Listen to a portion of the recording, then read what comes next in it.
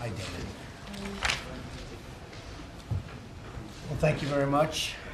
Law enforcement, a big subject in the campaign, and a subject that was very well received. You have no idea how respected you are. Sheriffs and, generally speaking, leaders of law enforcement, anybody involved in law enforcement, you have no idea how respected you are.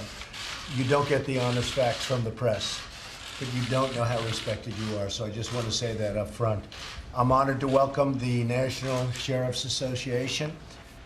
Your leadership is here, and I know the great job you do. I've known you and followed you for a long period of time. Your efforts and your officers are outstanding. I know so many sheriffs from my area, some in particular, and they're great friends and great people. I just want to let you know that our job is to help you in law enforcement, and we're going to help you do your job. We're going to expand access to abuse-deterring drugs, which a lot of you have been talking about. They're out, and they're very hard to get. Stop the opioid epidemic. We've got to do it. It's a new thing, and honestly, people aren't talking about it enough. It's a new thing, and it's a new problem for you folks. It's probably a vast majority of your crimes, or at least a very big portion of your crimes, are caused by drugs. We're going to stop the border. We're going to stop. We're not going to have the drugs pour in from the border like they have been. We will work with you on supporting your long-standing efforts to strengthen the bonds between the communities and the police, which is very important. It is sort of a new phenomena to a certain extent, and it's happening more and more, and some great results are when you can strengthen the bonds. We're committed to securing our borders to reduce crime, illegal drugs, human trafficking, especially in border counties. We have a lot of the border counties represented. We're also committed to working with law enforcement to stop terrorist attacks. You've been reading about that and seeing about that. They want to take a lot of our powers away. Some people with a lot of the wrong intentions. And we've got a lot of bad people out there. And Dana, I just want to thank you on behalf of the government, on behalf of our country, for leading a strong effort in the courts. And we really appreciate it, believe me. Because as you know, we don't have an attorney general. We have somebody who's phenomenal, Jeff Sessions. He's going to be there hopefully soon. But I believe it's about a record for the length of time that they've delayed the cabinet. These are cabinet members that are phenomenal people, and we haven't had representation, and now we have excellent representation, fortunately, in Dana, and Jeff will be with you very shortly, hopefully. But we're having a hard time getting approvals, and it's only a delay tactic. It's all politics.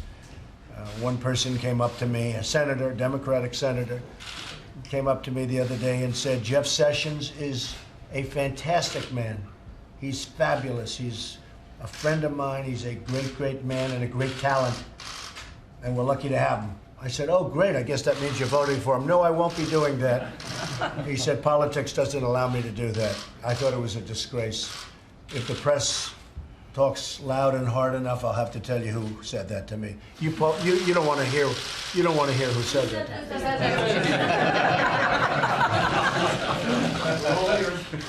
I'm shocked. I didn't think you'd care. But I'll probably tell you, actually. But anyway, so we're going to be very tough on crime. We're going to be very tough on the drugs pouring in, and it's a big part of the crime.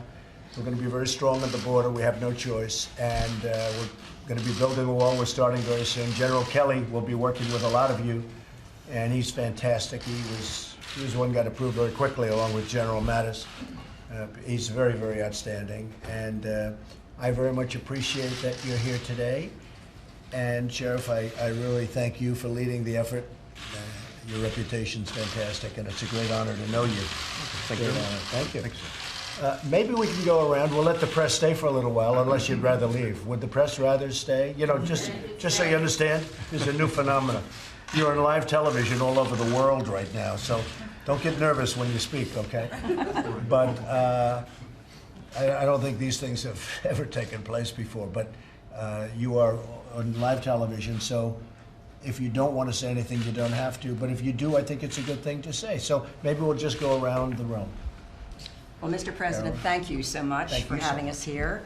I'm Sheriff Carolyn Welsh from Chester County, Pennsylvania, and proud to say Pennsylvania, the Commonwealth, that put you over the top November 8th.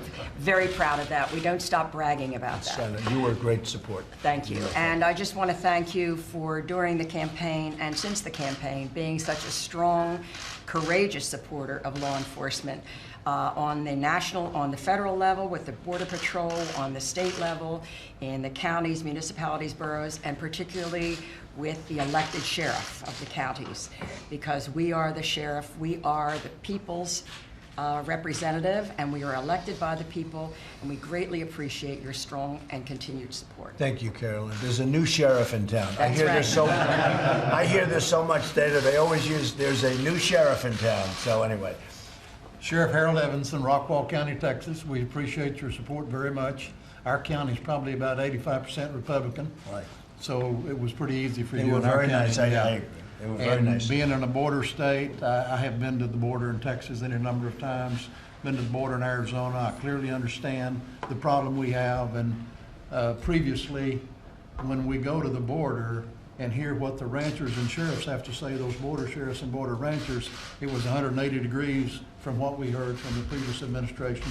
And So you're seeing a big difference. We're very proud to have you as president. And that's only 2 weeks, okay? It's, you know, a very short period of time. I'm hearing it from a lot of people. People are calling in, and people I know that are in the area, they're saying it's like day and night. Because we're not playing games. We're not playing games. We're stopping the drugs from pouring into our country and poisoning our youth.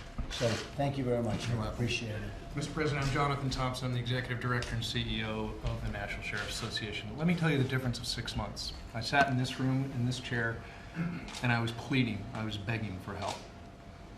Today, you've invited us here to your home. You're offering help. You're delivering on that offer. And on behalf of our members across the country, thank you.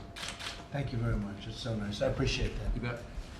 Mr. President, Rich Stanek, Hennepin County, Minneapolis, Minnesota. First off, thank you very much. As Ms. Conway said, next time up by 3 points in my state.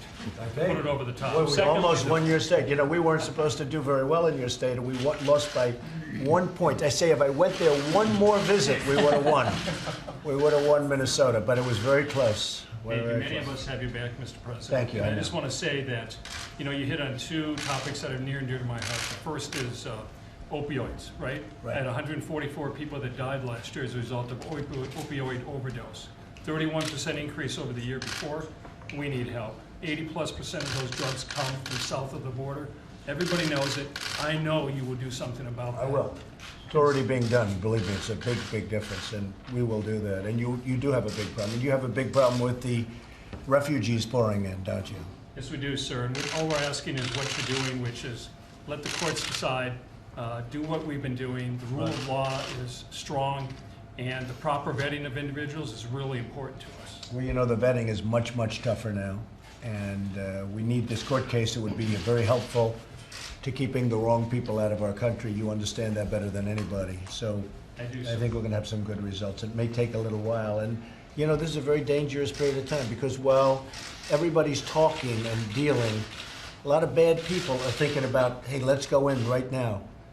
But we're being very, very tough with the vetting, tougher than ever before. So, Sir, I chair the Homeland Security Committee for the National Sheriff's Association. We heard from General Kelly yesterday. His message was right on the mark about this, carrying out your directives, and we appreciate that. that used to be a political position, you know, what General Kelly's doing right now. Homeland Security, if you remember, it's like a political position.